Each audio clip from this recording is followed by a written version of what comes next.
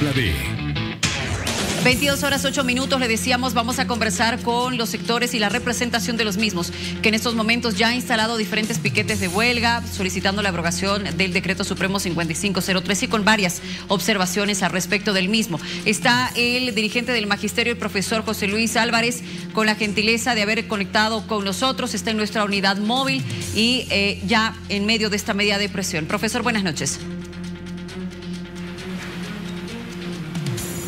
Muy buenas noches, un gusto. Igualmente, profesor, a ver, en primera instancia, ¿cuántas personas han asumido esta medida de presión?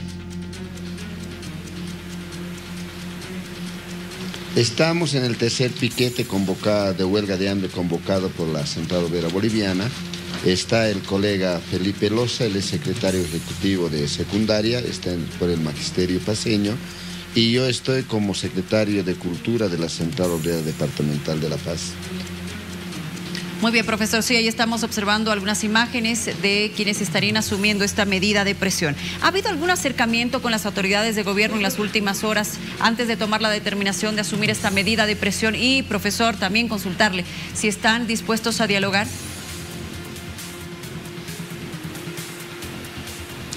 Primero, hemos recurrido al diálogo en la primera instancia.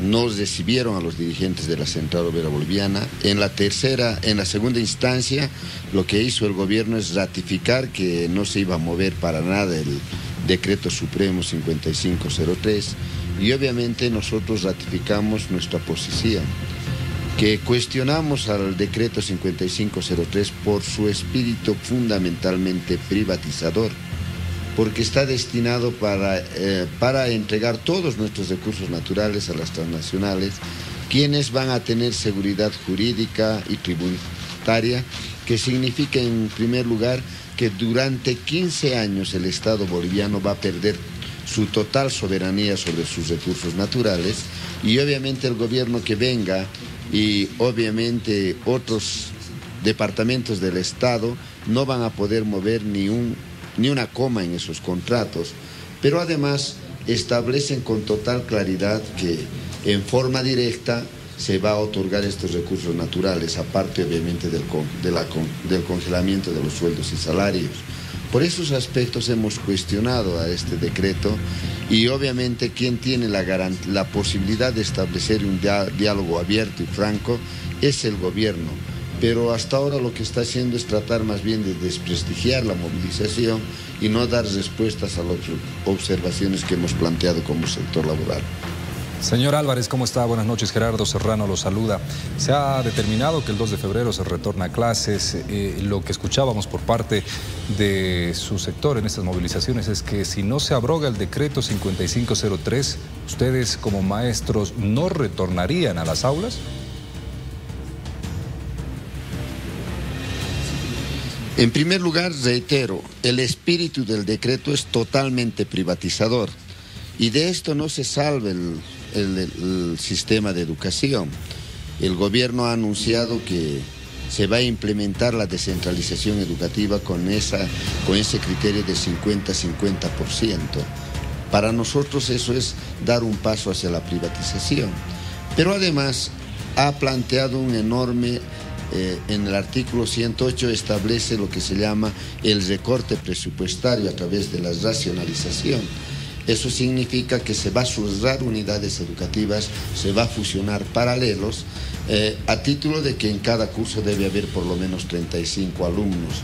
Pero también establece el congelamiento de los sueldos de todos los que dependemos del TGN. Solo se ha dado un incremento del 20% al mínimo nacional y los maestros obviamente no ganamos el mínimo nacional, y pese a que se ha disparado tanto la elevación del costo de vida, vamos a tener esta cuestión lamentablemente de tener congelados los sueldos, que están afectando también inevitablemente a los padres de familia de nuestros estudiantes. Entonces, no retornan a clases si no se abroga el decreto. La población quiere escuchar aquello, señor Álvarez. Inevitablemente, si no tenemos solución, con seguridad no vamos a tener que retornar a clases en condiciones normales. Perfecto.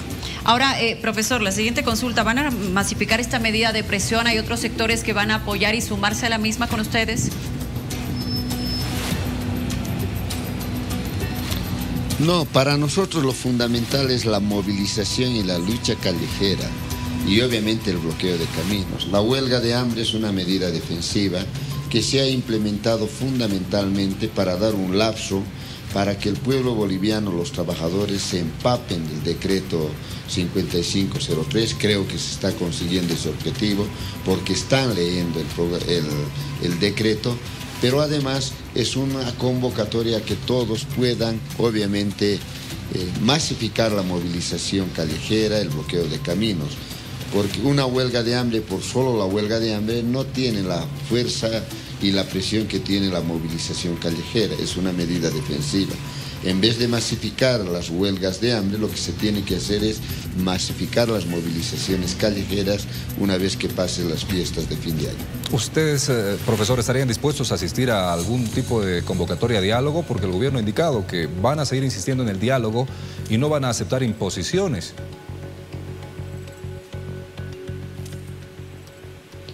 Bueno, en primer lugar, nunca hemos descartado el diálogo. Así como el gobierno dice que no va a aceptar imposiciones, también el sector en conflicto no va a ir a dialogar donde el gobierno va a imponer sus condiciones. Y reitero, el gobierno lo único que está haciendo es tratar de desvirtuar las movilizaciones y tratar de ligarnos con ese nefasto gobierno que ha sido el MAS.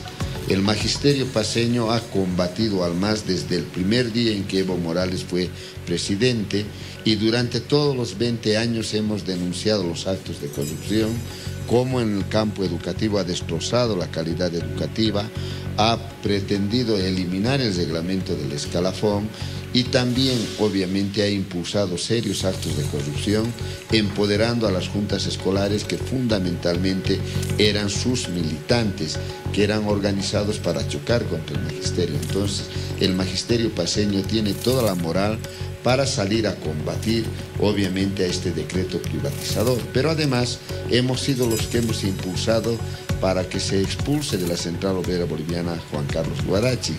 Pero el gobierno, en el afán de tratar de distorsionar esta lucha, pretende ligarnos en alguna medida con la administración masista. Y cualquier dirigente de la Federación Paceña desafía a cualquiera de los ministros, incluso al propio presidente, a demostrar que si alguna vez nosotros hemos tenido algo que ver con el gobierno masista. Al contrario, el propio presidente era uno de los que estaba al lado de Evo Morales, era un político totalmente funcional y ahora no tiene moral para cuestionar la lucha que hemos tenido como trabajadores contra la política nefasta del masismo. Ahora, profesor, entiendo que las observaciones que ustedes tienen van más allá del tema del precio de los hidrocarburos o el nuevo precio que ahora rige en el país, pero el gobierno ha sido enfático manifestando que esto va a permitir que haya mayor movimiento de recursos, que hayan empresas que puedan moverse más con mayor recursos, reitero aquello, y que esto genere ganancias para el país y que las mismas puedan invertirse en diferentes sectores como salud y educación. Bueno, eso hemos vivido desde los años 85, incluso desde el año 1900. Todos los gobiernos nos han indicado que traer inversiones del exterior va a significar desarrollo, va a significar industrialización. Y lamentablemente nada de eso ocurre. ¿Por qué? Porque las empresas transnacionales no vienen a hacer humanismo aquí a Bolivia, sino vienen a sacar nuestros recursos naturales, saquearlos y una vez que se agotan, se van. Esa ha sido la historia del pueblo boliviano. En el año 85 nos ha dicho que Bolivia se muere, creo que el abuelo o el tío del presidente actual, y obviamente lo único que ha hecho es entregar todos nuestros recursos naturales a las empresas extranjeras, han saqueado nuestros recursos naturales y se han ido.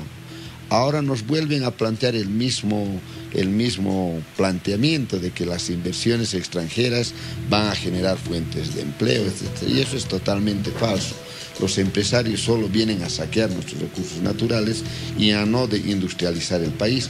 Eso estamos viviendo actualmente con el saqueo, por ejemplo, del oro, de la plata, y de todos nuestros recursos naturales que están en manos de las transnacionales.